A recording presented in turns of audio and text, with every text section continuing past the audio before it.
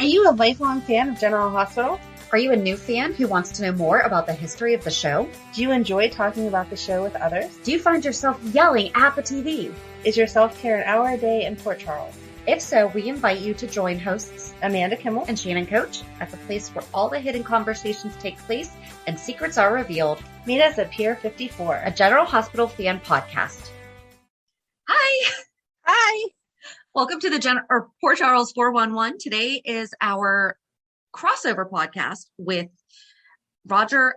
I forgot to ask how to pronounce his name, Froilan. So apologize if I'm mispronouncing it, but he is the host of the Then Is Now podcast. And this podcast is a first for us where I have not edited it 1 second. That's awesome. I can't wait to hear how he did it. I did not listen to it yet. So he sent me the file. I'm on vacation right now, so I am not taking any more time to edit.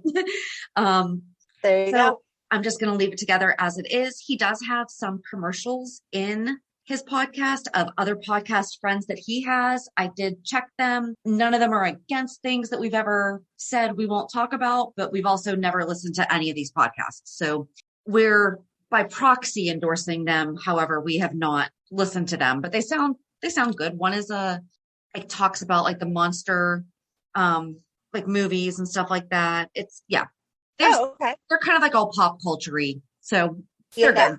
It's not like they're political motivated and everything. So, but again, we don't know these people, but we're happy to share the people that he has been so graciously, given us the episode to cross promote on our show too. So enjoy our conversation with Roger on the Then Is Now podcast. Hi, this is Dee Wallace, and you're listening to the Then Is Now podcast.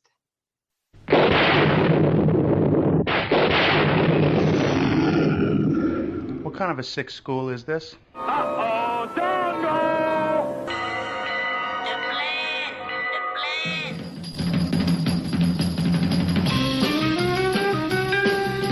plan. Strange things are afoot at the Circle K.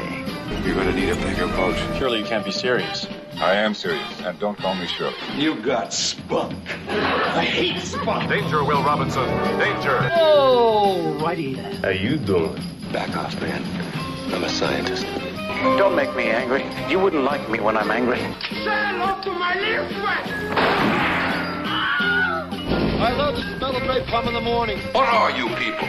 On dope? Stop whining. I got a crap on deck that can choke a donkey. Hey! Who is your daddy? I'm sorry, but all questions must be submitted in writing. I'm sorry, Dave. I'm afraid I can't do that. Can I do that? I'll be back. A dynamite! Show me the money! Don't! Up your nose when you have a hole. A what? I'm sailing! I'm sailing! Groovy. You want the moon? Just say the word and I'll throw a lasso around it and pull it down. Love means never having to say you're sorry. Here's looking at you, kid. We got no food. We got no jobs. Our pets' heads are falling off. Come to the coast and get together. Have a few laughs. Hear that, Elizabeth? I'm coming to join you, honey. I'm not a doctor, but I play one on TV. I love it when a plan comes together. What we do is if we need that extra push over the cliff, you know what we do? Put it up to 11. 11, exactly. One louder. Why don't you just make 10 louder and make 10 be the top number and make that a little louder? These go to 11. We're on a mission from God.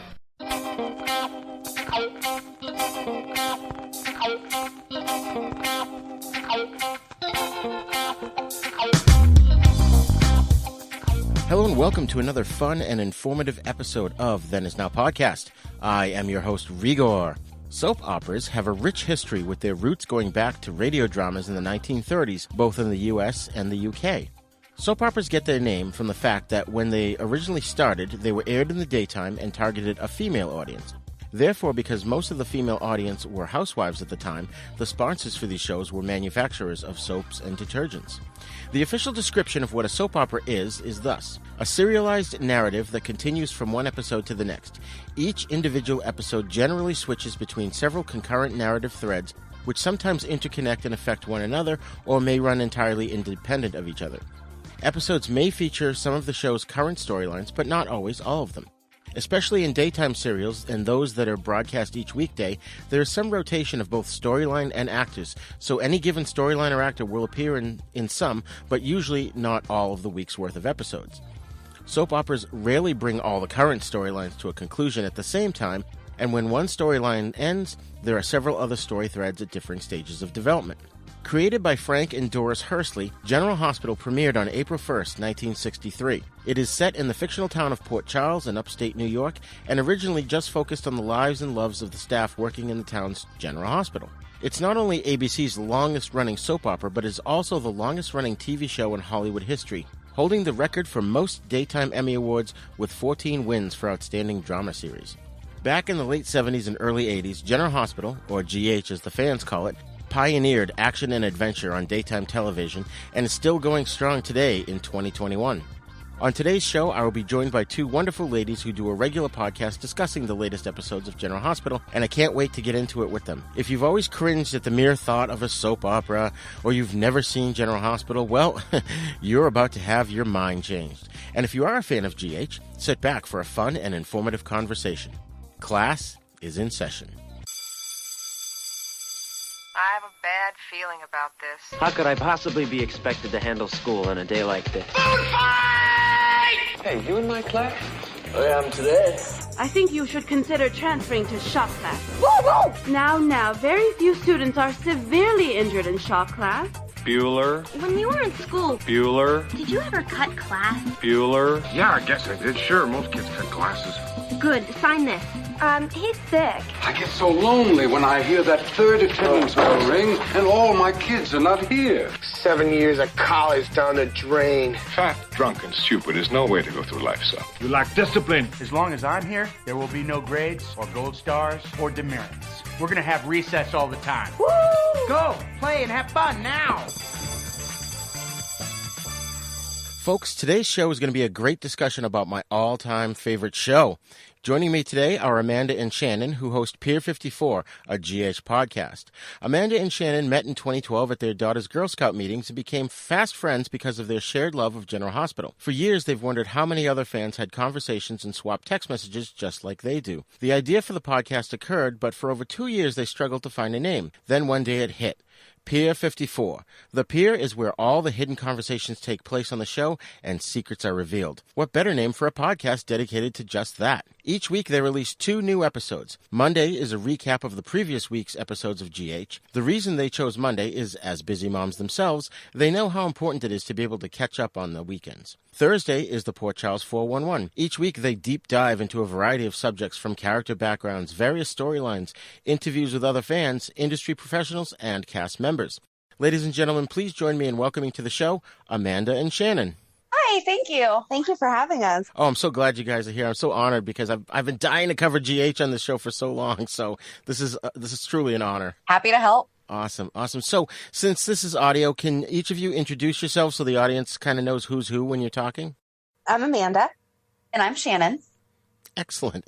So, before you guys got on the mic with me, I recorded my usual preamble at the top of the show, which is generally short, and there was a couple of things I didn't get a chance to say that I wanted to impart on the audience. So, if you'll indulge me for just a moment, I'd just like to start things off with it's not really a rant. That's not the right word, but it's something that I like to say to people who scoff me and when they go, "Oh, you watch a soap opera?"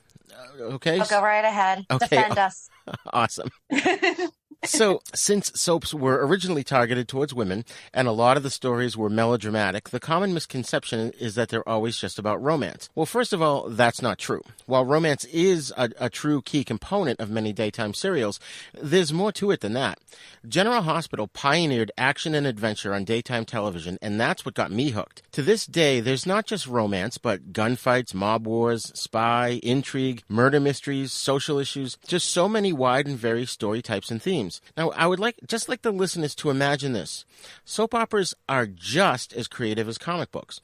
While most shows regular TV shows run around 22 episodes and have a season, and then they have a break and then another season, daytime soaps run every weekday, 5 days a week, all year long with no repeats, except on the occasional holiday. There are no seasons. That means these shows have to constantly reinvent themselves to stay relevant. They have to be constantly creative so as not to repeat storylines, especially for shows that run for decades. The actors have to be on their game all the time, especially today, because on any given day they have anywhere from 40 to 80 pages of script to do, and they only get 1, maybe 2 takes, and maybe only a second take if someone flubs a line or something goes technically wrong. So, folks listening, please think about that. If it weren't for daytime soaps, we wouldn't have nighttime shows whose narrative continues from week to week, like Dallas, Dynasty, Buffy the Vampire Slayer, and dozens of other shows that now have season-long storylines, like a lot of which are on the streaming services, rather than being simply episodic like in the old days. So I'd like the listeners to just sort of keep an open mind while they're listening to this episode if you don't watch soaps or if you've never seen General Hospital. And if you're already a fan of GH, then we are going to have some fun today. All right, that's it. No pun intended. I'll get off my soapbox now. No, that was good. I mean, you're absolutely right. So at the end of our show, we actually do what we call the reality check, because we know a lot of people think that operas are possibly delusional. And so, you know, we do our reality check where we share something fun. We just share something about our personal lives to connect with the audience too. But I think that was really the motivation behind it was to make sure that people knew. We do know this is a show. Right. Because we would have these conversations at the Girl Scout meetings and people would be like, oh my gosh, who are you talking about? And I think that's how we wound up starting to text more than actually talk in person. Because it's like, all right, these people are thinking we're weird. That's hilarious. That's hilarious. Yeah, I started watching in 81. I was 11, you know, with the Luke and Laura storyline and Elizabeth Taylor and all that hype. It was really more the Prometheus disc storyline with Robert Scorpio and Grant Putnam and all that. That really hooked me to watch it on a regular basis. When did you ladies start watching? I watched it a little bit when I was younger because my mom watched it, but I really got addicted to it around 93, 94. Nice. And then I was just a couple years later, also a friend of mine's mom watched it. And so when we rode the bus together, it was actually, you know, one of my neighbors was also my friend. And we would stop by her house first on my walk home and her mom would be watching it. And so I'd catch like the last 5-10 minutes of it. And then in middle school, you know, we watched it over the summer. But then when I hit high school, I was really able to get more consistent with it. And it's funny that you just mentioned the Prometheus disc because we actually just covered Jimmy Lee Holt and Celia. Well, Celia is obviously part of Jimmy Lee's storyline, right. And that introduced us to Grant Putnam and that Prometheus disc storyline I've heard a lot about, but now I feel like it's something we need to go back and watch ourselves. Yeah, exactly. A lot of this stuff is on YouTube, I believe. It is, yes. Yeah. YouTube is a wonderful resource. Oh man, it's great. There's so many things that I'll go back and, you know, it's this rabbit hole that I keep finding myself in. I'm watching old, you know, I'll be watching like old, you know, Luke Spencer or Robert Scorpio or Anna Devane storylines. And it's just so fun to watch and revisit those. Caught in those rabbit holes all the time. Yes. Yeah. There's one point I wanted to make too, and this is from my point of view, from being a male soap opera fan and having watched it since I was, like I said, 11. You know, growing up, I was always into comic books and action movies and generally boy stuff. And like I said, I just got hooked on GH. Kind of similar situation. My mother and grandmother would watch it, and they watched, you know, that and One Life to Live and All My Children. So I would always hear it. And that's how the storylines, at least for General Hospital, kind of filtered into my head and caught my attention. But growing up as a heterosexual male watching a soap opera, it was difficult at times. You know, I got made fun of it quite a bit. And, you know, I mean, you guys mentioned, you know, just talking in general among other adults, people kind of, you know, scoff the fact that you watch a soap opera. But it was even harder for me, I think. But I was the type that I never gave into peer pressure, so I didn't give a crap what others thought. I was, you know, but I was constantly, up until recently, I would have to say, constantly having to defend myself or my decision to watch a soap opera. Was it as bad for females? Was it as bad for you guys as it was for me? For now, actually, I think it was more expected of us now. Like, oh, I watched that when I was younger. And I'm like, well, that's great. I'm still watching it now. It's awesome. Exactly. But it's funny that you mentioned that because, so we actually released a fan spotlight today that was also a male. And we realized that we've actually talked to more male fans and like other people, like other men about General Hospital, rather than we've talked to probably a handful of women. Right. But like, other podcasts that we've been on have been men. And the gentleman that we had on our show for today's episode, he said that he had spent some time in prison. And he said they all watch it. They all watch General Hospital because they only get local TV, and that's the time of day that they were on. Huh. So I don't know. Do you think the same? Yeah, I think definitely the same. Whenever you were younger, especially with all the teen storylines that were in the 90s, it was just kind of expected that you were watching it and you had friends that watched it. But now that we're older, it's like, you should have something better to do during the day. But we don't even watch it during the day. We're watching it on Hulu at night. So right. Exactly. It's our escape. It's our break from reality. But I think people do still think you're like sitting on the couch eating bonbons from 3 to 4 or 2 to 3 every day or something, like, not taking care of your work or family or whatever, because that's the soap opera time. And I don't know anyone who actually watches it that way. That is the soap opera stereotype, though. Yeah. Right. And that's funny because back in the 80s when, obviously when you couldn't get it on Hulu, there was no such thing. You had to watch it at 3 or you missed it. There wasn't even the soap channel, because I remember in the 90s I could, or maybe the early 2000s, I could watch them at night if I missed it or my recording was interrupted because the president spoke or something. And there was one time I used to do this.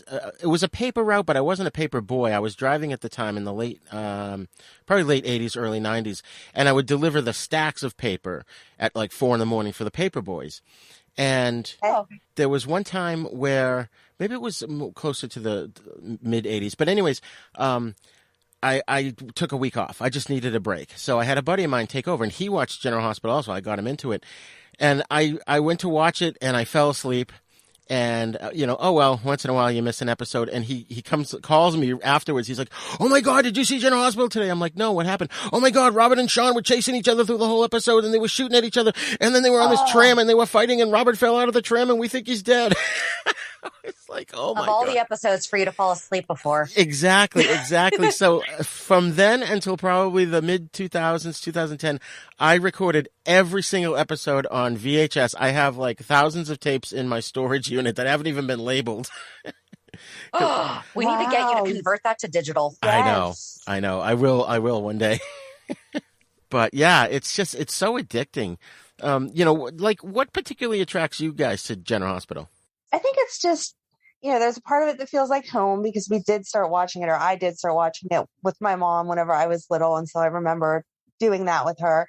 And then it's something that you can always come back to. Like you said, you can miss an episode, you can miss a couple episodes. We've both taken time off, during having kids and stuff. And then you come back to it and it only takes you a few episodes to feel like you're right back into it and just as excited as you were wherever you left off. Yeah. And I mean, we've pretty much, or I've grown up with Liz. Liz and I are about the same age. And so I remember when she came on and, it was her and Lucky and all that stuff. And I mean, yeah, some of the storylines are far-fetched, but you can identify a lot with some of the struggles that these characters are having. And you mentioned in your soapbox that, the social issues. I think that is something that has always been very well done on the show. And I think it's one of the reasons why I do continue to watch is because they really do try to keep it relevant and changing with the times. And, going back to Luke and Laura, how they got together was fixed, or not fixed, but you know what I mean? Like right. They readdressed it. They readdressed it. They addressed the fact that it was wrong. They had Luke share that with Lucky. And, I think that took a lot of, that was pretty brave of them to do because they very easily could have just been, God only knows how many times they've rewritten the past. Yeah. But they didn't. They knew that this was an important enough storyline that they had to address it the way that it was done and fix it. And well, that's part of it too. Is the characters, as you said, there are a lot of far-fetched storylines, which a lot of them I still love, but they're very human and very relatable. Mm-hmm. And I think that's one of the things that makes it entertaining. I've had a lot of weird things go on in my personal life lately, not necessarily to me, but to people around me. And my wife and I just look at each other and we're like, oh my God, this is even crazier than General Hospital. We have a lot of those conversations off the record. Yeah. And then we're like, you know what? This is why we understand General Hospital, because our real life sometimes makes that look teen. Right. Exactly.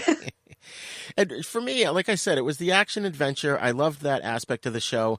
I'm always like waiting ever since, I started watching, always waiting for a great, just even a fist fight, a gunfight. You were always guaranteed every so often, maybe once every other month or once a month, you'd get a good fight scene in it. And as a guy, I just love that.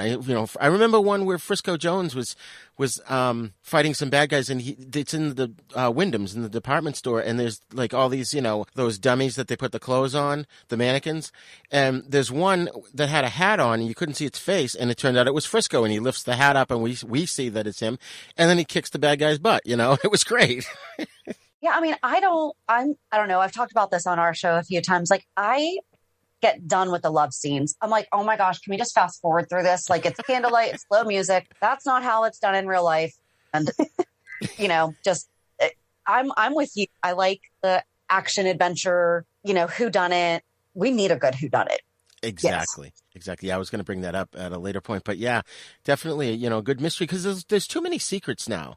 It's all about the secrets and who's holding this secret and that. Now I'm feeling like, all right, I'm a little done with secrets. It's like, first of all, secrets wouldn't get out if people wouldn't just keep talking about them out loud in the hallway of the hospital. You mean the middle of the park right. is not the right place closing that you hit a body? And I understand the sets are small in proximity, but sometimes you have two characters talking about a third character, and the third character is literally 10 feet away from them. I'm waiting for the guy to go or the girl to go, I can hear you. And it's never, and that character really has no reason for being in the place where they are. Right. So it's not like they work there or something. It's, you just happen to be here. Yeah. Yeah, exactly. Now, one thing I want to bring up before I forget, I wrote down in my notes here. I had mentioned to you guys in my email that I had an embarrassing story happen to me, and I've never shared this on the show. So it relates to my whole little diatribe about my little monologue about growing up as a heterosexual male watching the show. So my wife and I, before we were married back in 2018, we went and saw Stone Cold and the Jackal show, which was amazing. I love those guys. I listen to their podcast all the time, and it was awesome. So we get there early and we sit down and we're next to these two ladies and we strike up a conversation and we have a good time. And one of the ladies was like, "Oh, it's so nice that you came. I'm sorry. You're so nice that your wife dragged you to this." And my wife looks at her. She goes, "Oh no, he dragged me." Oh. So we're talking and then the show starts. And then at the end of the show, everyone, lines up to get a picture with Bradford Anderson and Steve Burton. So the line was really long, and we're waiting in line, and my wife says, so like I said, at the time we weren't married, but she says, I'm going to go talk to those ladies and, see if we can switch contact information. I'm like, sure. So she does that, and I get into a conversation with people in the line, and we finally get up. We're like 2, 3, 4 people away from Stone Cold and the Jackal, and so she joins me back in the line, and she's telling me about her conversation with the two ladies, and one of them was like, "Oh, is he like your gay friend or something?" And she's like, "No, he's my boyfriend." And, he just likes the show a lot. So that kind of just stuck in the back of my head, and I was like trying not to think about it.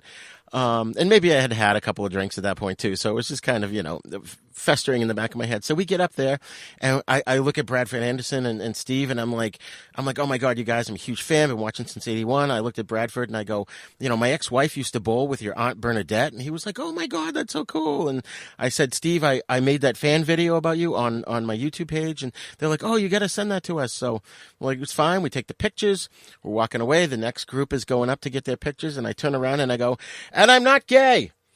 And the look on Steve Burton's face was like his eyes just was like shocked. He was like, "What the heck?" And we were walking away, and my girlfriend at the time, she goes, "Why did you say that?" I'm like, "I don't know." I'm going to go with you might have had a few drinks. That was probably, yeah. You went, so we've seen them twice, and if you went to any place like we did, there was a drink minimum. So, right. You can blame it on that. Exactly. There you go. And the establishment for forcing you to have those beverages. Right. Exactly. In order to enjoy myself. Item minimum. So I should give them a little grace on that one. But yeah, we love their show. And it's funny because we actually saw them a couple months after we started the show. And my husband actually reached out to Bradford to see if we could interview him after their show. And I mean, he has his own laptop. I have my own laptop. And I happen to use, because we used to use his for editing our show and recording. And he left his email up, and I just happened to see Bradford Anderson email, like in his email. I'm not a snooper. I feel like I always have to over justify this one. and then I read like this whole thing, and I kind of got mad at my husband. Oh, she definitely got mad at her husband. But it's not a kinda.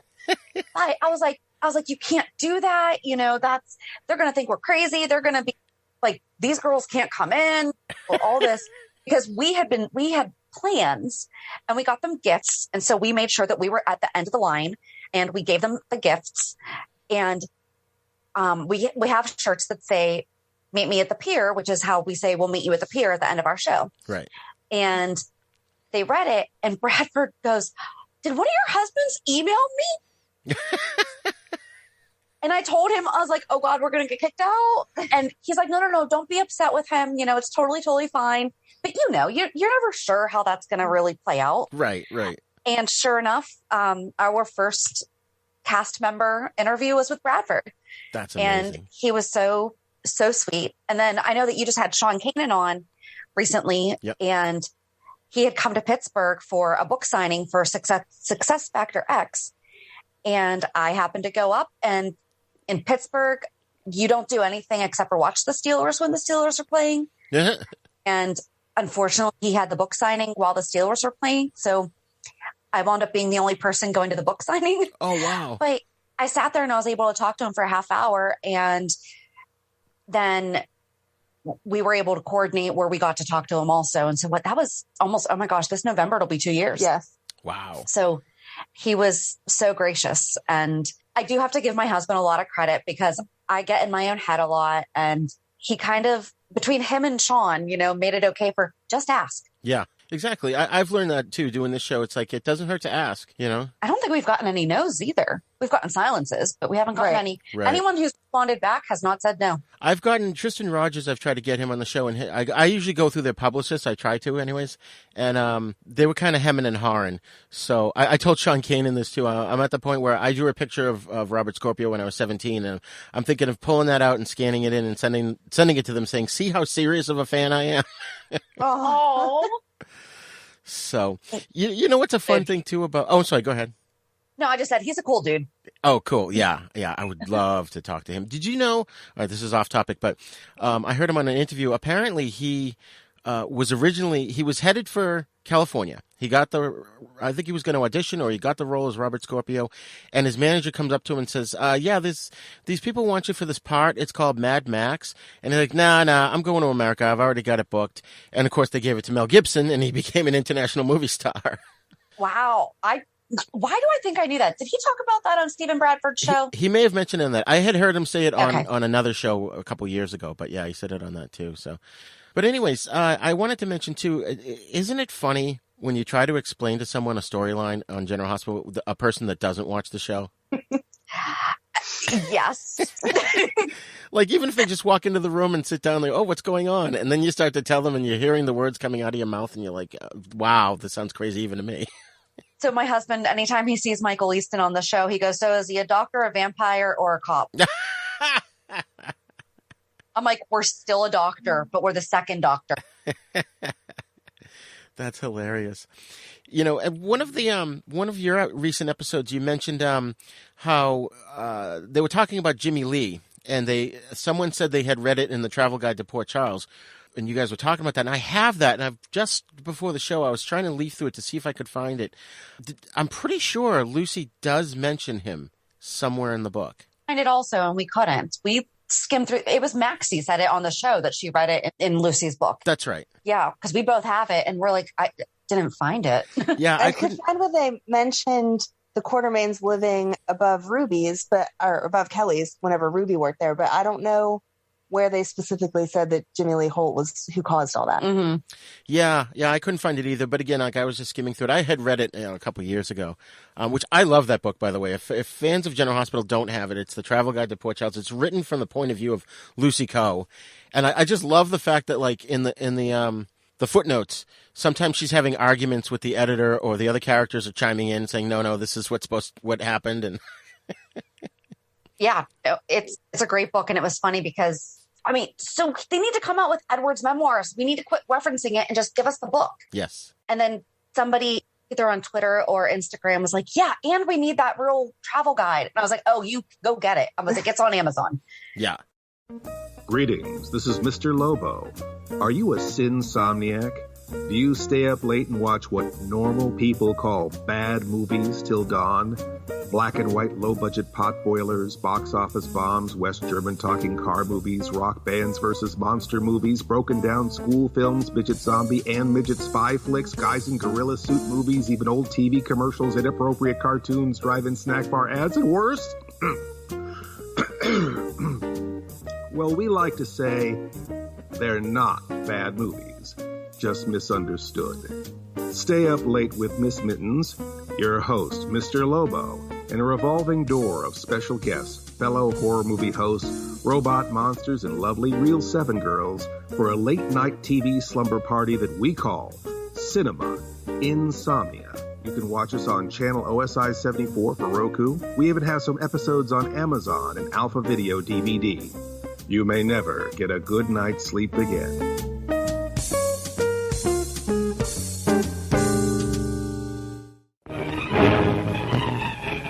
Prepare for a spine-tingling, nerve-shattering podcast featuring all your favorite monsters. You won't believe your ears when you listen to Monster Kid Radio. Hear your host, Derek M. Cook, and his ever-rotating stable of guests discuss your favorite classic and sometimes not-so-classic monster movies. Subscribe to Monster Kid Radio through iTunes or Stitcher, or visit monsterkidradio.net before the next weekly episode of Monster Kid Radio. Go through the archives for interviews with Sarah Karloff, Victoria Price, and Joel Hodgson. Listen to the discussions about movies like Creature from the Black Lagoon, Island of Terror, and King Kong.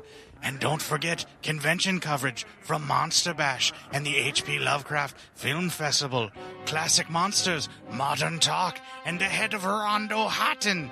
Only on Monster Kids Radio.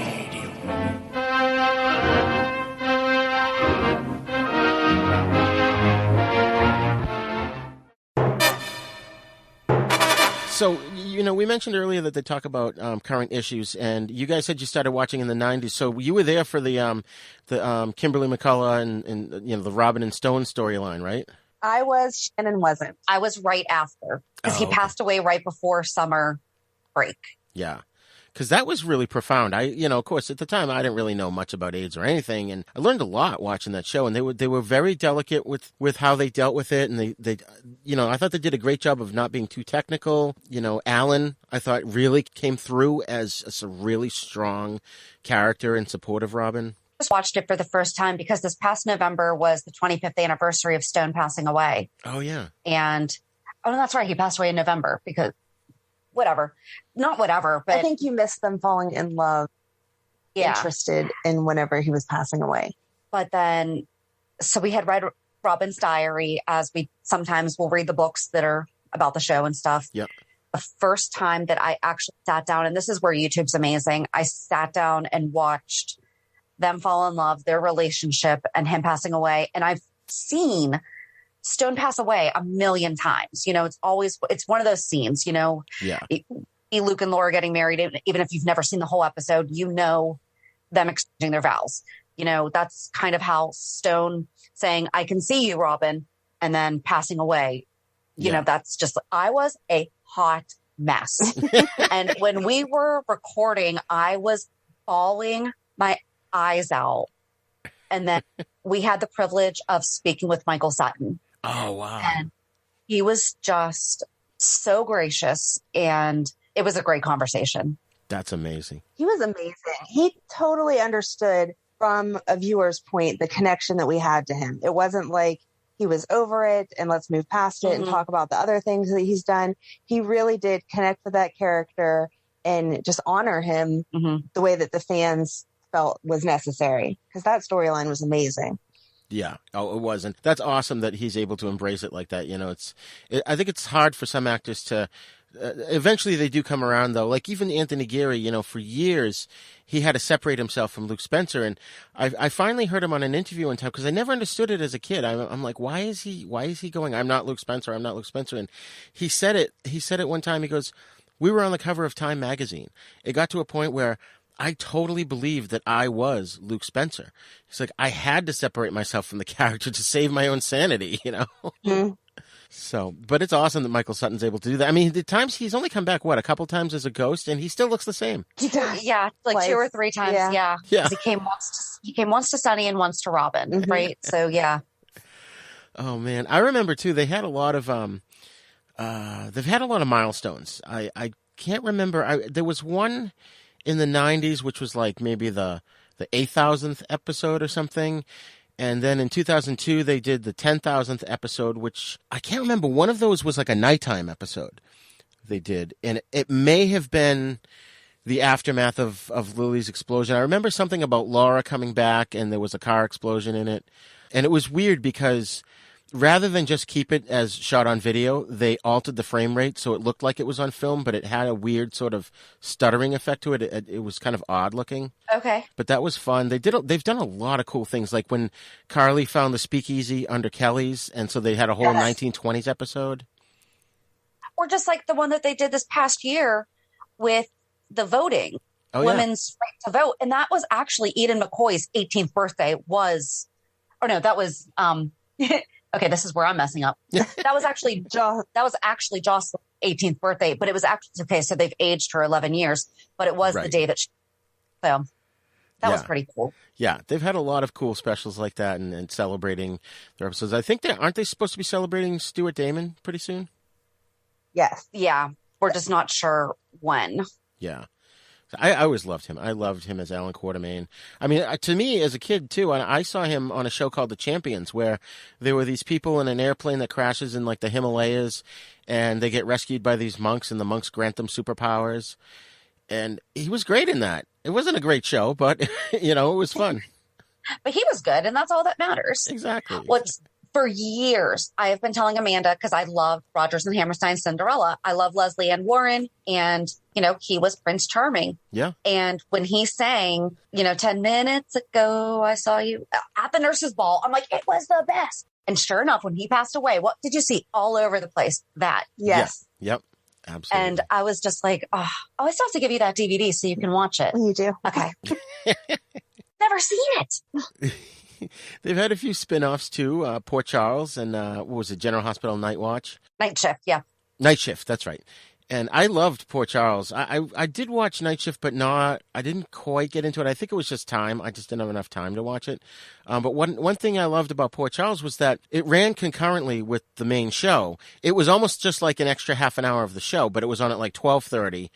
And General Hospital was on at 3. But it was like if it was raining in Port Charles, it was raining on General Hospital. If it was snowing on one show, it was snowing on the other show. I loved they were very consistent with it. It's just I think they screwed up in the fact of putting it on at 12:30 rather than putting it on right before General Hospital or right after it, Yes, that's why I never watched it. It was too much of a space between the two. Mm-hmm. Yeah. It was. I think I had TiVo at the time, so I was able to kind of catch them. Just watched Night Shift last summer when there were no new episodes because of COVID to keep our show going. Oh, okay. We still watched Night Shift. There was 5 discs. I think so. In season 1. And so we watched a disc a week and then we gave the recap for those. And then season 2 is only available on YouTube. And they actually came back. I think it was the week after we finished Night Shift. And we've never finished watching Shift now, but it was really good. I'm surprised that we have it because Jagger came back. Mm-hmm. That's right. And that's your boy. I love Jagger. I think Robert Scorpio had cancer, and they had Billy D. Williams on the show, and Jason shot up a lot of bad guys, and they did a lot of cool things on that show. It's that is one they have to revisit. I wish they would put GH on DVD. I mean, they did it with Dark Shadows. Granted, Dark Shadows ended, so there's a finite amount of episodes, but they should still at least release, I don't know, a year. They're owned by Disney, and Disney has Disney Plus. You can actually go on Disney Plus's website and suggest shows for them to put on. Well, then I suggest the listeners go out there and do that right now. I know I'm going to do it after the show. We should put that plug on. Yes. We talk about it a lot, but we really should put that plug on like every single week of our show. Yeah. Do you guys... Even if they just wanted, oh, sorry. No, go ahead. No, Even go if ahead. they just wanted to release like a highlight reel, because there was the videotape. I still have that VHS tape of the best weddings of the show. I have that too. Just kind of take you back to that timeline. If they could do something, I feel like that would bring new viewers in too, because you'd remember the old stuff and want to see where they've gone from there. Right. Or even what they could do too is like, that's a really great idea, because I was thinking about that too. But like I was just watching one recently on YouTube. It was because Sean Donnelly, what's his name? My mind's drawing a blank. John Riley died, and I went back and I was watching like the first time he was on the show, and Luke was kind of on the run. He shows up at Donnelly's place because Scorpio told him to go there, and that they should take storylines too and just put one storyline on a set of DVDs. Mm-hmm. Absolutely. That's what we do. That's how we watch a lot of. So when we do our character, we watch a lot of YouTube. So we're currently preparing for Alan, because we know that they're going to do, and we've thankfully been able to see a lot of Alan through all these older storylines that we've revisited, but there's still a lot. He was on for 30 years. Yeah. Especially with the ones that are on the show now, like Monica, she goes through spurts where she's on more than other times, Yeah. New fans might not know Monica, the Monica that we knew from the 90s and, from the 80s, she was not taking any crap from anybody. Right. Right. Exactly. And, it's funny too. I like when they do stuff like they kept talking about Helena's Lab. And I was wondering if are there people out there who've only recently started watching the show, and do they know who Helena Cassadine is? They don't need. I think that's what the point of, that's where I got the idea to do the 411, because exactly that. How many people are just starting to watch the show and are like, but who's that? Right. One fan, who was it? I forget who it was, but she didn't know that Jerry Jacks had been recast. Was it Jerry Jacks? Mm-hmm. It was somebody, yeah, but didn't know the storyline from before. And we're like, oh, no. He used to be engaged to Bobby. It was, that kind of blew her mind. Yeah. That's funny. Yeah. Yeah. It's amazing. I've heard rumors about Jerry Jacks. I'm not going to say it if nobody's heard them as well. But I did want to bring up, too, at one point, do you recall a few years ago, I'm going to say somewhere between 3 and 5 years ago, there was a time where the show was edited at a much more faster clip. And a lot of times the scenes were shorter, but they would tend to overlap each other. So you'd have two characters like Sonny and somebody talking, and then somehow it would segue into two other characters talking, but it quasi-related, and it would kind of bounce back and forth, like a juxtaposition between the scenes. Do you remember that? Mm-hmm. It's like, I wonder what happened to that. It was great. It was a nice fast clip, but it was enjoyable, and you still got all your story in. I wonder, what changed in the regime that stopped them from doing that. I think we ask a lot about different things, about a variety of things. You're just like, so what is the, and I know that they don't owe us any answers or anything, but sometimes you're just like, okay, what was the thought process there? Right. Maybe it was too fast paced for some people, like the long time viewers that are a little bit older than maybe any of us. Maybe it was too fast for them. That's ageism. I'm not saying that has to be it, but maybe that's just not their cup of tea. Like, I don't like some of the certain camera angles that they use. That annoys me when they're like following people. I'm like, stop doing that. I just want to see the whole scene. I don't want you chasing the person. See, and I like that, but I like it only when it makes sense. What, like the handheld shots? Yeah. So like last week when Jason was kind of creeping up on Finn and Liz, that made sense because you're coming at it from creeping. That. Right. Yeah. No, I got that. But some of them, I feel like they just do it to show off, and it doesn't make the scene better, in my opinion. You would think at this point now, the show's 58, 59 years old. Wouldn't the prop guys put a weight in the coffee cup so it looks like there's actually a liquid inside the drink? It's so obvious that the cup is empty because of the way they're holding it. Yep. I think that's an industry-wide thing, though, that needs to get... Oh, my God. And we'll start jumping into the storylines, the modern storylines a little bit. I just want to bring up a few other things. Like the Port Charles Police Department, the PCPD. I always refer to them as the Keystone Cops because they are the worst police department in the world. Ever since Robert Scorpio left as commissioner, They can't catch a bad guy to save their lives. Mac did okay. Yeah, Mac was all right. Mac, all right. And this, I'm not disparaging someone's looks, but the one thing that used to annoy me about Mac is that the top of his hair was gray. And I would be yelling at the screen going, dude, dye your hair. Because personally for me, I find if like my hair's starting to go gray, I find that an affront. I think it's just very rude for someone, and higher up to have done that to me. I didn't ask for it to go gray. And my wife's like, oh, I think gray looks nice on men, It's like... Okay, well, coming from the female standpoint, we can't stand what they do to Sonny's hair. Right. Like, that's fake. When they were letting the salt and pepper come in, it was so nice because it was real, and then they went and colored it again. See, now I had the opposite opinion. I cheered when I saw that they had colored his hair. I was like, yes, he's back to black hair again. That's funny. That is funny. Yeah. Yeah. It's like, I can't stand it. It's like, especially like Mac had really dark hair as well. He had black hair. Mm-hmm. And it was just like, dude, just either pick a color or just make it black. Right. We could go into like a whole deep dive as to why you guys think that way, though, because my husband often says that he's going to go get that Just for Men for his beard. I'm like, it will look so fake. I'm like, just let it grow in. And I don't know if I'm being offensive because I've had white hair since I was like 14, 15, and it's just increased. But I don't know. I think it's different for women. Yeah, it's like I said, for me, it's just a personal thing. Like I'm kind of losing my hair too, and I just find that totally rude. There's no reason for that. I didn't tell my hair could fall out. One thing I wanted to bring up too, real briefly, is some of the fan interactions on the Facebook groups I found can be annoying. And don't get me wrong, I love the fans. If it wasn't for the fans, the show would not be here and it would not be lasting as long as it is. But there was a year or two ago, I was trying to put out, thoughtful analysis about the stories and what was going on. And I would get just rude, negative responses from people. And I'm like, why do you have to be that rude? Like when Cyrus was first on the show, okay, yeah, he was a disgusting villain, a heinous villain. Nobody liked him, but that's the whole point.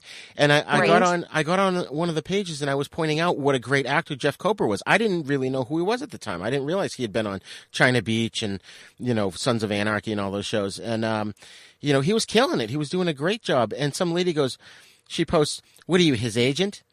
I'm like, oh my gosh. No, but I know good acting when I see it. And she just kept attacking me, and she couldn't get beyond the fact that she didn't like the character and take a step back and say, oh, yeah, but he's doing a great job as an actor. Yeah, we have some rules that we follow. We don't do ship wars because people get nasty over who's hooking up with who. Right. Yeah.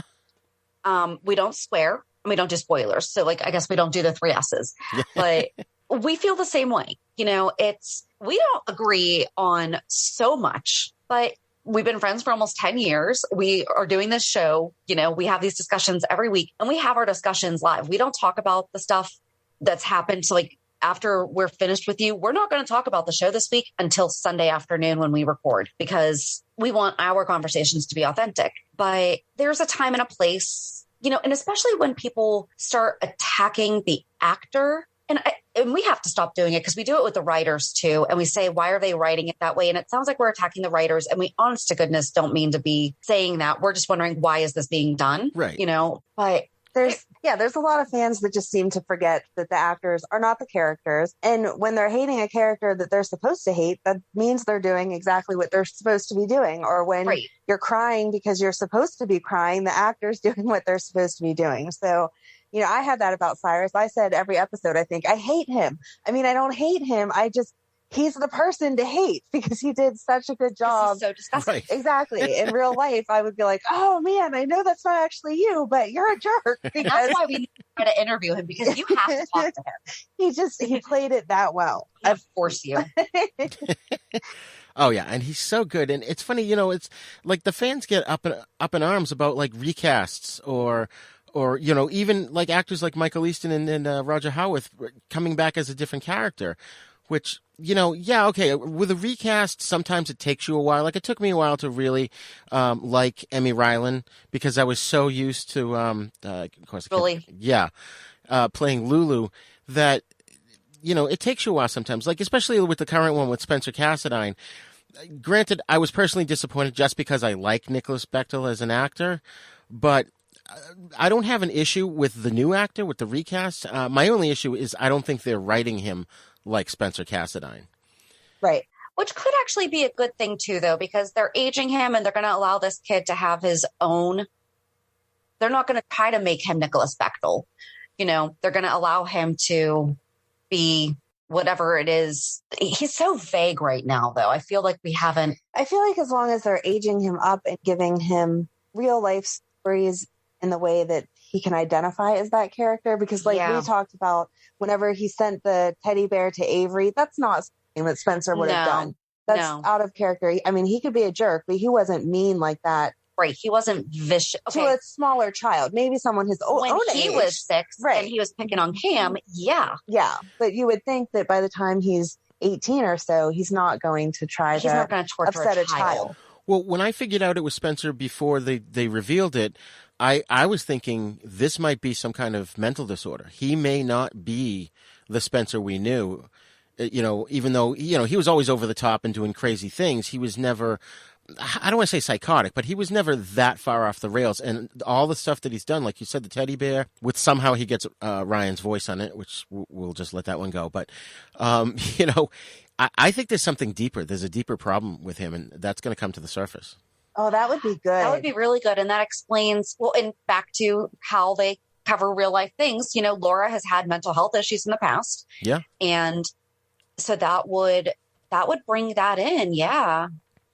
And also the fact that, you know, he's kind of been abandoned by Nicholas. Right. Right. All those factors, that's what I was thinking. And it's funny because there was a moment where Nicholas was kind of going, you know, how could they have done this? Who would nobody knows the combination to the safe. Nobody knows the security code, you know, and I'm thinking, well, who would? Well, Spencer is the only one that probably would know those things, aside from maybe the housekeeping staff, but, you know, they don't seem to be on the table as terms of suspects. And then, of course, you know, it did turn out to be him. But then he's like, you know, doing the whole Carrie thing in the art gallery. There's something wrong there, I think. I'm a little disappointed that Trina hasn't figured that one out yet. Right, yeah. I feel like she is suspicious enough. She has enough suspicion in general. You know, she's a pretty sharp kid. Yeah.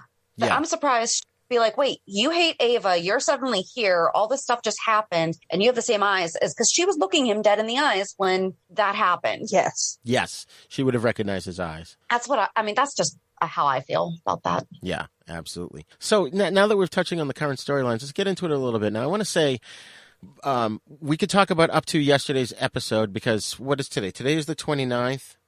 Well, we won't talk about this week at all. We won't talk about this week at all. Okay. Can I talk about... Sorry. All right. So I can't say anything about that then. Well, no, because, so here's the thing. We might not have watched it yet. Oh, okay. All right. I won't say anything then. But I had some theories. Last week, I didn't watch anything until Friday. So, yeah. All right. I had some theories about something that's going on, but I will skip over that. And we're going to have to circle back, maybe even off mic at some point, because I want to talk to you, or I'll listen to your next episode. We'll go from there. Absolutely. Yes. So one character I can't stand, and I haven't heard on your show enough to know your opinion, but I can't stand Molly. I've never liked Molly.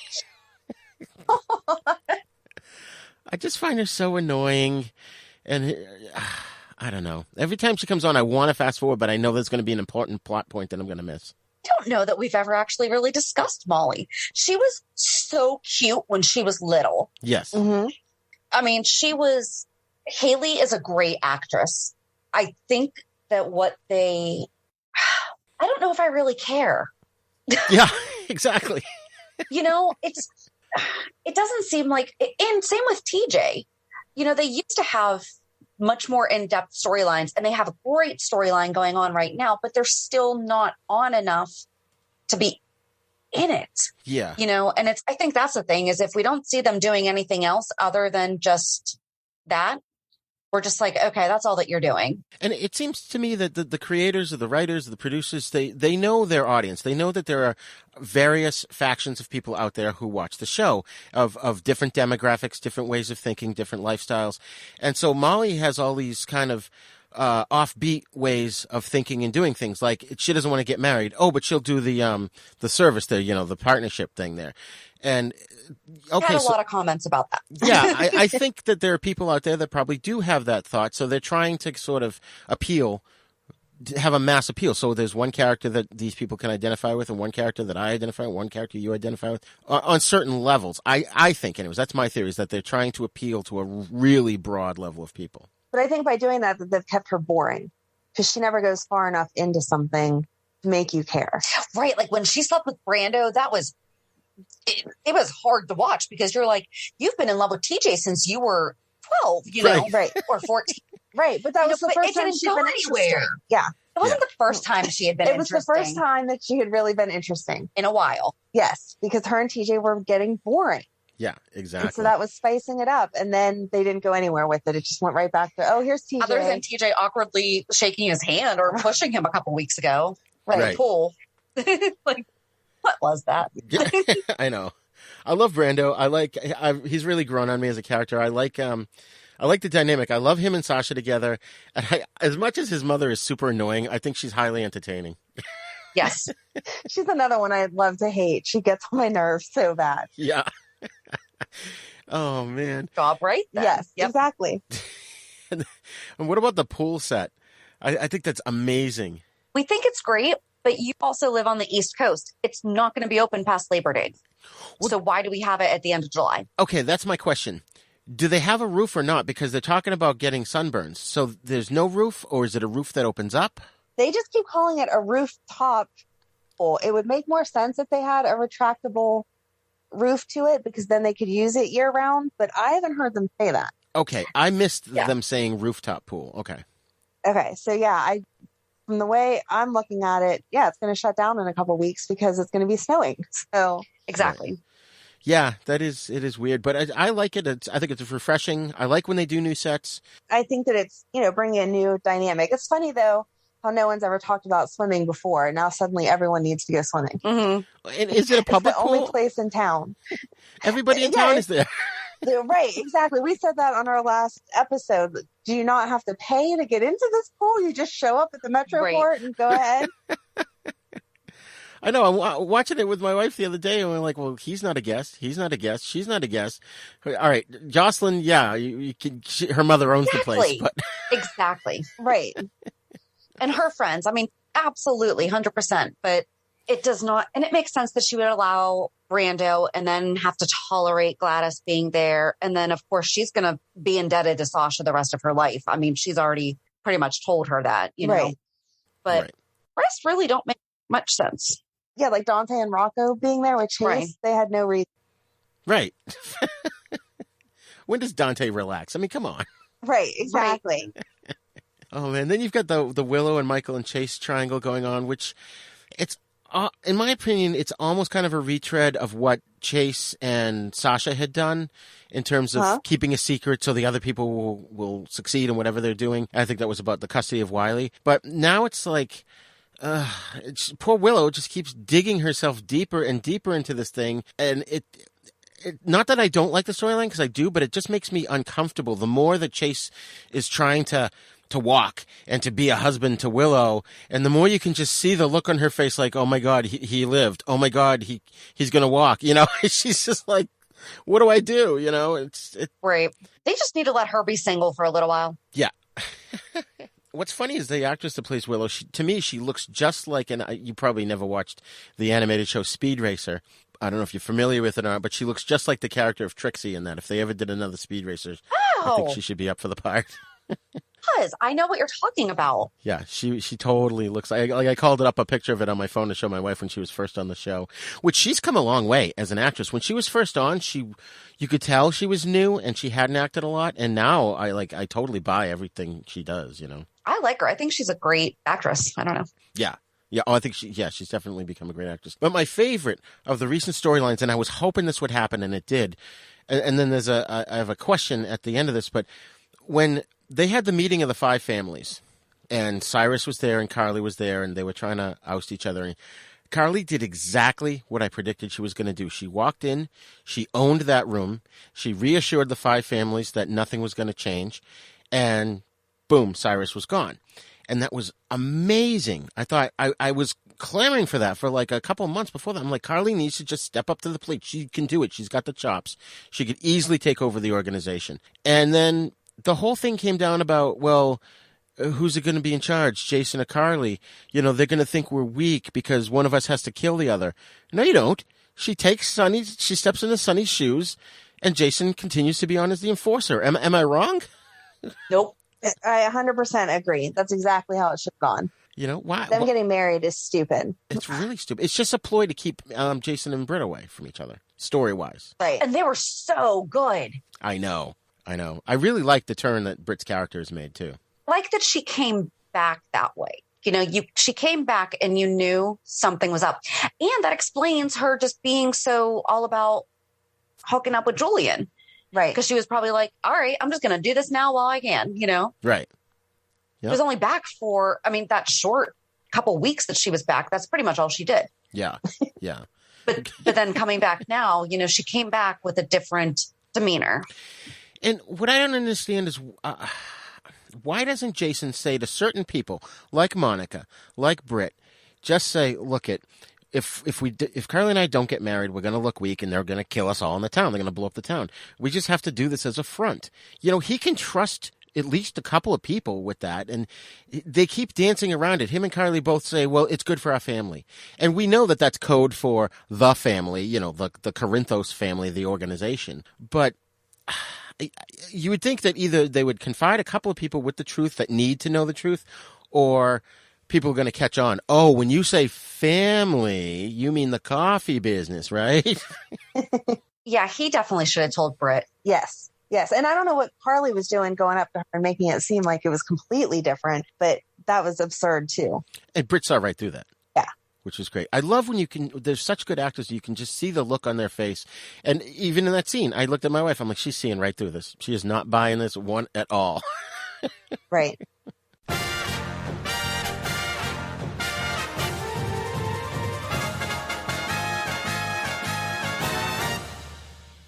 Shark Bites Podcast. It's the greatest show in history. From the Dorkening Network. Hosted by a nerd who's named Patsy. From movie reviews to tips on surviving the coronavirus, Shark Bites has it all. Follow us on Facebook and suggest topics at sharkbitespod@gmail.com. Available on iTunes, Stitcher, Spotify, and wherever you get your favorite podcasts. Hey, cats and kittens, do you remember the 50s? Jukeboxes, hot rods, malt shops, and sock hops? No, not really. Oh, well, do you remember that TV show Happy Days? You know, Fonzie and Richie and all like that? Sit on it, etc.? Kind of.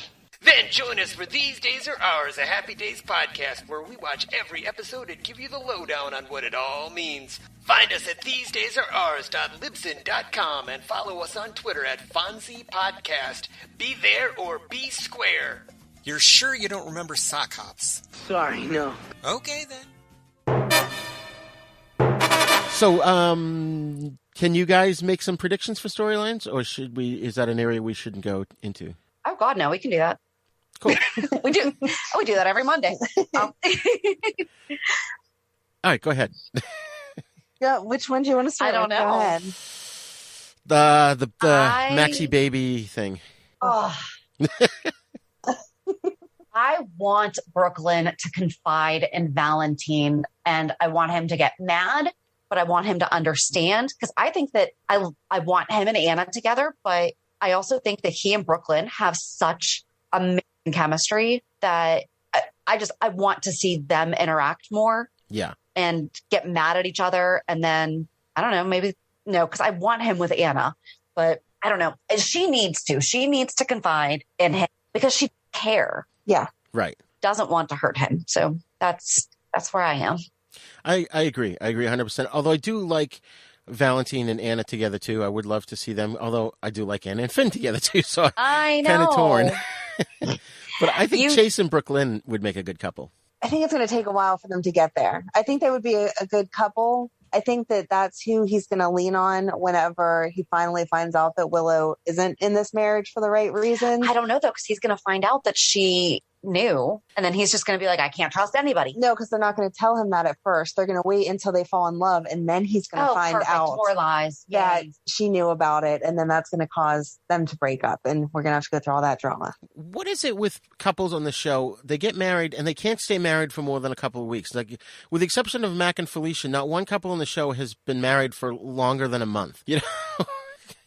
It's like, do you have to break them up all the time? Like Curtis and Jordan? Right? Yeah. Although I do like Curtis and Portia, so. I do too, actually. Ever since she's joined the show and the first time that he saw her, I was like, ooh, there's something there. Yeah. And, you know, these police commissioners, you know, chasing down bad guys in their high heels. How practical is that? Yeah. And Anna, you know, I love Anna. I've been in love with, you know, Finola Hughes since 1982. But for God's sakes, wear some practical shoes if you're going after bad guys. Right. Yeah, they have yet to make comfortable running high heels. Right. At least that I've found. Although I don't try to run in my heels too often. So no, you don't chase down bad guys? Well, I mean, you know. Play basketball in high heels. Exactly. Oh man, there's so many other good storylines. I love Roger Howarth's new character. I love how he's come back. Roger Howarth and Michael Easton both, when they come back as a new character, and I know people complain online, oh, I can't believe he's this new character. I totally believe it. Like, after the first couple of scenes with them, you forget about the previous character. Like, I've forgotten about Franco. Right. His mannerisms are different. The way he talks is different. His mood is different. I mean, going back to what you just said, why can't they just let people stay married? Liz needed Franco. Right. You know, they deserve, that poor woman. Yeah, she's had a rough life. After all they had done to change Franco's character. Right. He deserved to have a happy ending. And those boys deserved to, like, they all deserved each other. Like, they could have had such a good impact. He could have had such a good impact on them growing up. And now they're just going to be like, okay, so your dad's dead. Your dad's dead. Right. Fighting over your dad's in jail all the time. Right.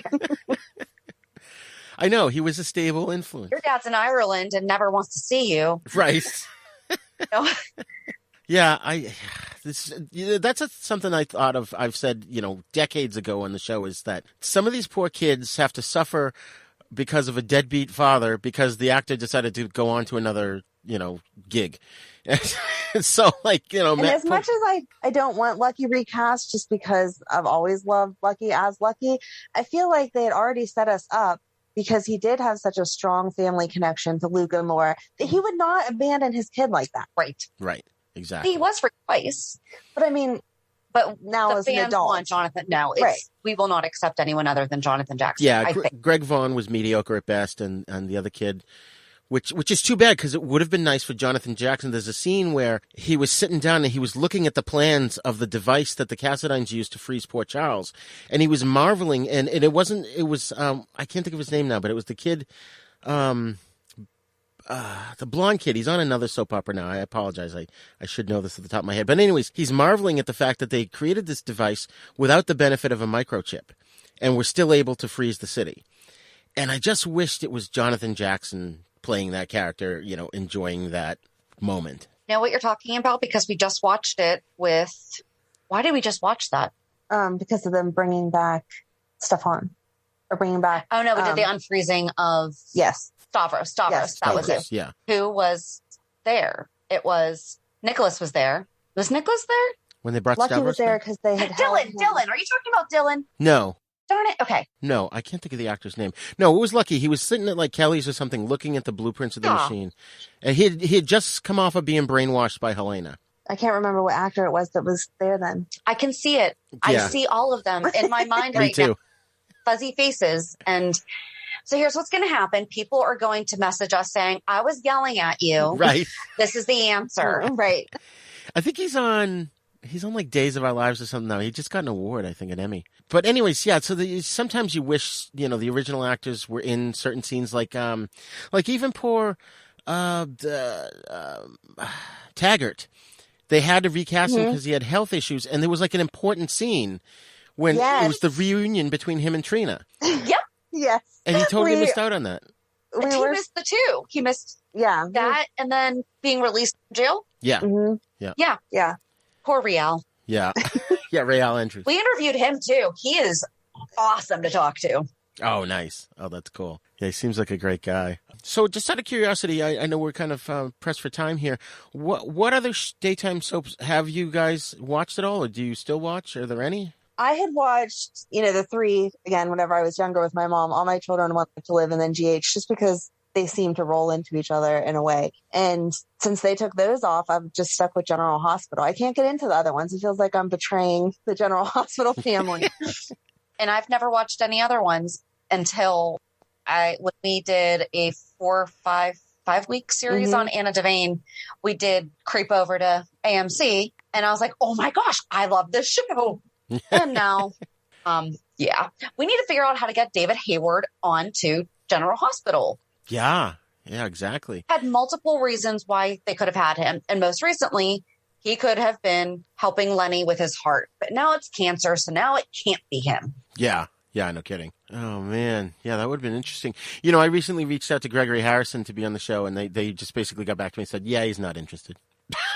Aw. I'm like, what? He was Gonzo Gates on Trapper John, and now he's on General Hospital. Come on. Right. I think there's a comfort level, though, too, with the technology, with the Zooms and everything, because there was one that was basically what it was. They would want to try it, but might not be able to figure out Zoom. And I'm like, oh.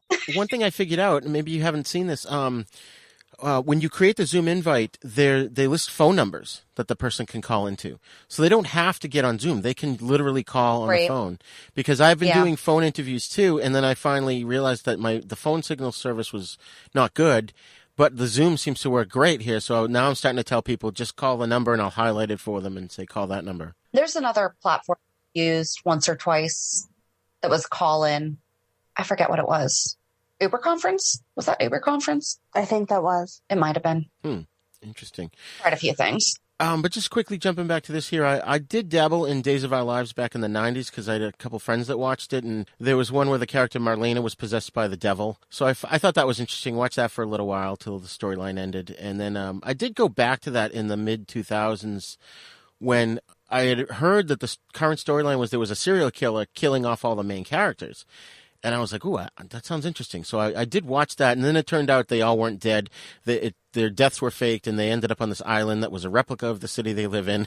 And then after a while, though, between that and GH and Port Charles, and I'm just like, I can't watch this many daytime soaps. I won't have time to watch my nighttime shows. You need to have your priorities. Yes. Exactly. So there were a few other things I wanted to bring up real quick. One was, crap, I don't know if this conversation was this week or it might have been today's Thursday, Friday.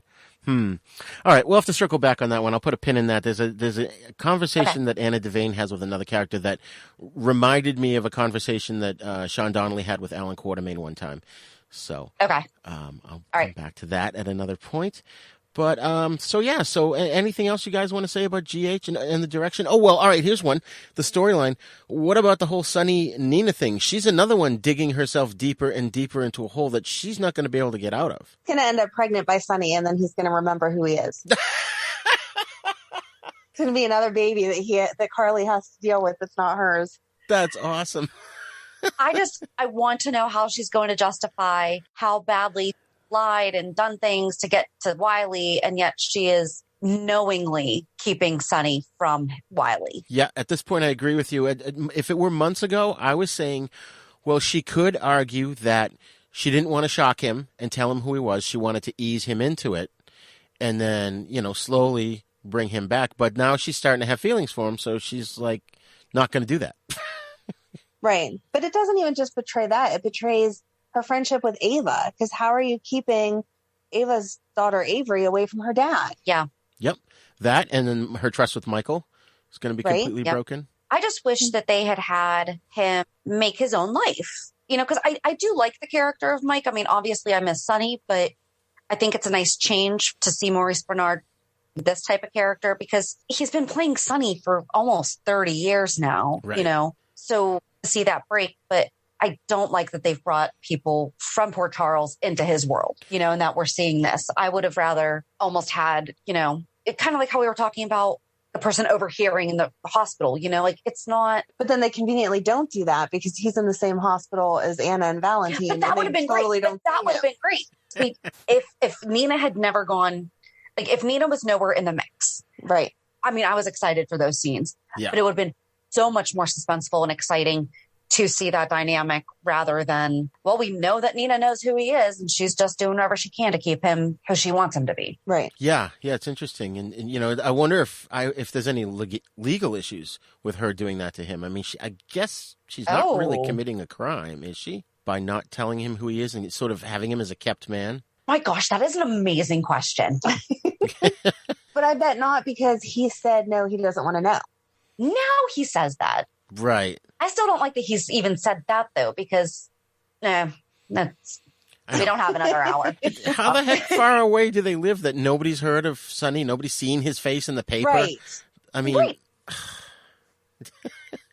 it's the region. Ridiculous. They're still in Pennsylvania, so it's like, you know, the Port Charles is based on Buffalo, so it's not that far away that news would get out about Sonny's mob activities over the last, like you said, the last 3 decades. You know? Right. Yep. But it's funny though too, because I think there's going to be an issue. The deeper he starts to fall in love with Nina, and then he gets his memories back. Not only is he going to be pissed that she didn't tell him, but he's also going to have these feelings for her. Mm-hmm. And then, you know, she's digging herself, and she's going to basically losing everybody's trust by doing this. I feel bad that it's almost going to be, she's going to have to leave the show because nobody's going to like her. It's not going to end well for her no matter what she does. Yeah. Yeah. Yeah. She's like on this runaway horse, and all she can do is just hold on at this point and hope for the best. But I don't know what the way out would be. There was something else I was going to say about that. Oh, yeah, and I think Sonny coming back, if he does get his memories back, which he probably will, you know he's going to show up just in time to stop the wedding of Jason and Carly. Right? Mm-hmm. Yep. It's just like, you know, that whole story, that Jason and Carly thing really irritates me because there's so many different ways they could have done that. But all right. So, yes. Well, I can't thank you, Amanda and Shannon, enough for coming on the show. And, you know, we probably could sit here and talk for hours and hours more about you. Yes. We'll definitely have to do this again because I want to know what your other questions are. Right, exactly. There's so much more to go over. Oh, absolutely. Absolutely. But I do know, like, I'm not caught up. So, okay, right, no, okay, good. Totally I was like, was I just talking for myself there? Nope. Okay. That's like, well, every time a thing pops up on my phone, it's like a spoiler. I have to like avert my eyes and swipe it away because I don't want to see it, you know? I have so many notifications turned off for that reason alone. Yeah. And then sometimes either one of us, my wife or I, will sit down and watch it, and then one of us will look at the other and go, I saw a spoiler today. The other one's like, don't tell me. Yep. And then the scene comes up. That was the scene. There was only one time where Amanda got away with giving me a spoiler, and that was because Taggart was coming back, and I had been talking about him so much, and I don't even know why, because I talk about Faith Roscoe a lot too. Right. Like, because those were my favorite times, was like the Taggart, Faith. Yeah. And everything. And then she's like, so I think we're going to talk about Taggart 1-1. I'm like, why? And she was doing me a favor. Yes. To give me enough time to prepare. But she was still mad. So I wasn't necessarily mad. I was just like, oh my gosh. I think I was shocked. And yeah, there was a lot of emotions going on. I cried when we interviewed him, didn't I? Yes, she totally fangirled. It was so cute. That's awesome. And then, you know, that's one thing that you made me think of, too, is that there's a story thread between Sonny and Taggart that they never, ever resolved because Sonny never just came out and said it. Because Taggart was always angry with Sonny because Sonny killed Deke, who was Taggart's mentor.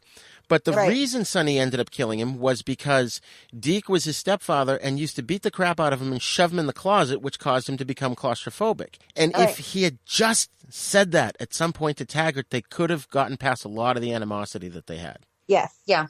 Especially now where they are on the same page. Right. You know, yeah, I mean, agree. At this point, Carly could tell him because obviously Sonny's still out of the picture. But if it ever comes up in a conversation, she could say, oh, yeah, well, this is really what happened. And he would have a total change of heart. But the other. Yeah, Oh, sorry. Go ahead.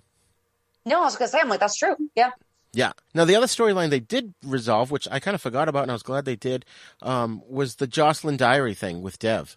I'm glad they picked that thread up and completed it. Yeah. Because, you know, there's a lot of little threads out there that they just kind of For whatever reason, I don't know, maybe they think it's just not working as a story, or they end up killing a character and there's no sense in going there. But it's like, I wish they would just pick up certain threads. But then, remember, a couple years ago, there was that whole period where they were bringing back actors like Judson Scott, and all these characters from the 80s were coming back.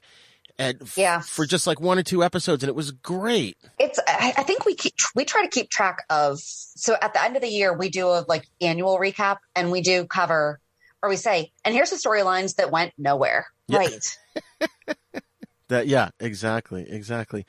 Well, thank you guys so much again. You know, like I said, we could talk for hours, and I apologize for continuing it a little further than I meant to, but you're fine. So can you tell our listeners where they can find you and the show online? Sure. We're on all major platforms. We're on Apple Podcasts, Google, Spotify, Audible, Amazon Music, Pandora, iTunes, or iHeartRadio. Right. All that. We have a website, pure54podcast.com. We're on Instagram, Twitter. I think it's just the General Hospital 411. We're currently under construction on it. And yeah, General Hospital 411. Excellent. Can you just say that one more time? You broke up. General Hospital what? Oh, sorry. General Hospital Fans 411 is our group on Facebook. Excellent. Well, thanks again, ladies, and I look forward to talking to you again in the future. Likewise. Thank you so much for having us. Yes, thank you for having us.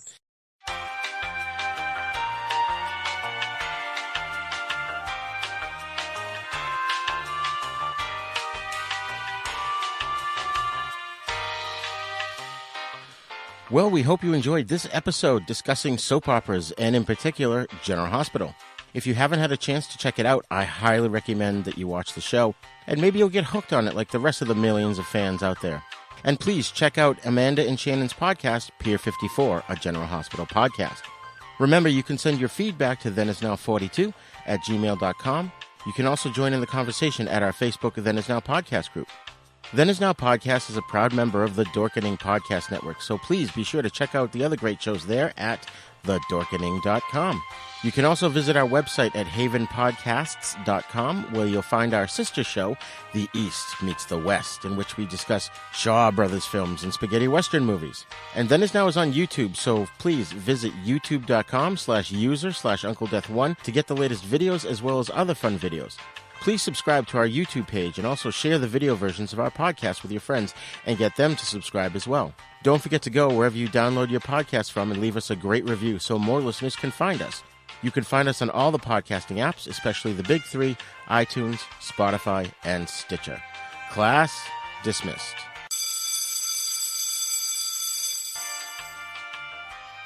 Then Is Now podcast is intended for entertainment, educational, and informational purposes only. Sounds, music, and clips played during this podcast are the property of their copyright holders. All original content is copyright Jupiter Media.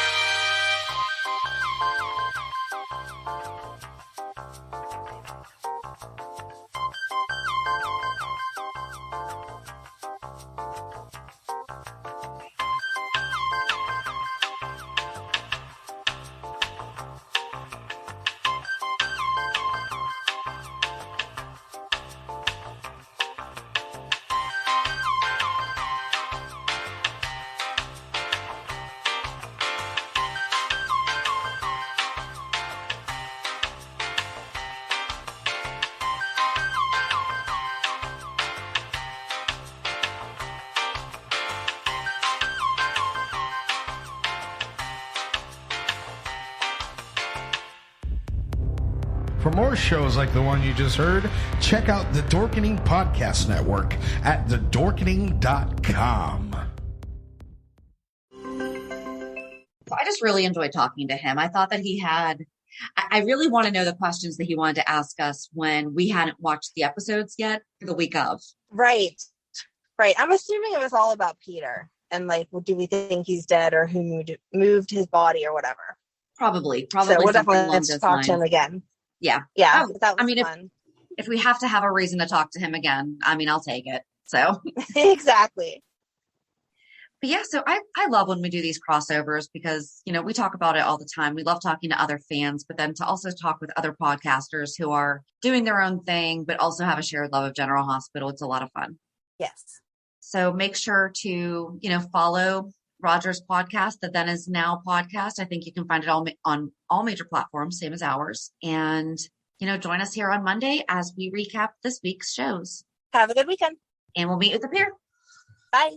Bye. If you enjoyed today's show, we invite you to go to peer54podcast.com to subscribe on your favorite platform. Don't forget to leave us a review. And you can also follow us on many social media channels. Just search for Pier 54 Podcast. Also, we are not perfect, so if there is something that we missed or messed up, just let us know by emailing us at peer54podcast@gmail.com.